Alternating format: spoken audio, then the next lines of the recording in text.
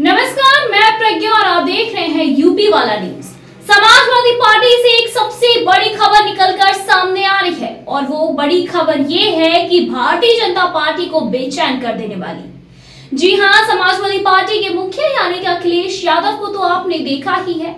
हाल ही में वो प्रयागराज में महाकुंभ में डुबकी लगाते हुए नजर आए और इसी के साथ ही डुबकी लगा रहे थे, स्नान कर रहे थे, साथ ही साथ संतों से मुलाकातें भी कर रहे थे।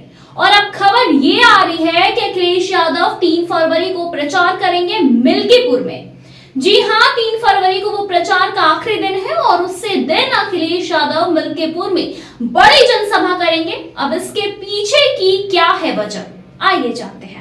अखिलेश यादव अपना मास्टर स्ट्रोक चलाना चाहते हैं। दरअसल सोर्सेस के हवाले से ये खबर आ रही है कि 3 तारीख को रैली करने के बाद अखिलेश यादव मिल्कीपुर में ही डेरा डाल देंगे। वो मिल्कीपुर से तब तक नहीं निकलेंगे जब तक कि वोटिंग की शुरुआत नहीं हो जाती।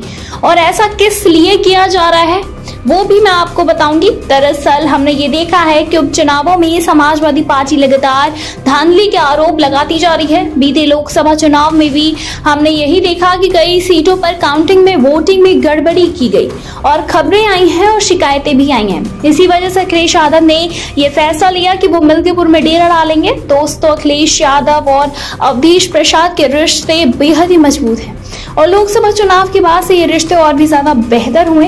मिल्कीपुर में अवधेश प्रसाद के बेटे अजीत प्रसाद चुनाव लड़ रहे हैं और इसीलिए अखिलेश यादव ने यह तय किया है कि 3 फरवरी को रैली करने के बाद, जनसभा करने के बाद ही वो मिल्कीपुर में ही मौजूद रहेंगे।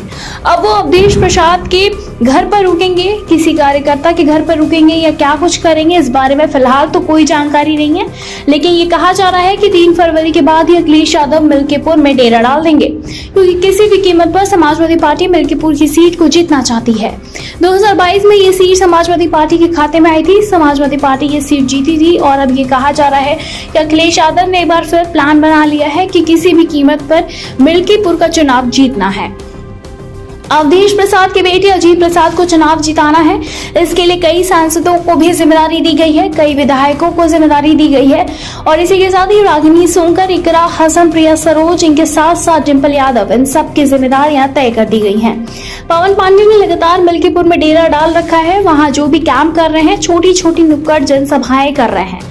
प्रदेश अध्यक्ष समाजवादी पार्टी के श्यामलाल पाल वो भी जनसभाएं कर रहे हैं और इसी के साथ ही कुल मिलाकर समाजवादी पार्टी की एक बड़ी तैयारी है मिल्कीपुर में, ताकि मिल्कीपुर में जो भी वोटिंग हो वो पूरी तरह से निष्पक्ष हो। और जाहिर सी बात है, अगर अखिलेश यादव मिल्कीपुर में डेरा डालते हैं तो अगर अखिलेश यादव मिल्कीपुर में अपना पांव जमाकर खड़े हो जाते हैं तो समाजवादी पार्टी के तमाम नेता, समाजवादी पार्टी के तमाम कार्यकर्ताओं के अंदर भी एक एनर्जी आती है और इसी वजह से ये कहा जा रहा है कि मिल्कीपुर का महासंग्राम इस बार बेहद चौंकाने वाला है और बेहद ही रोमांचक होने वाला है।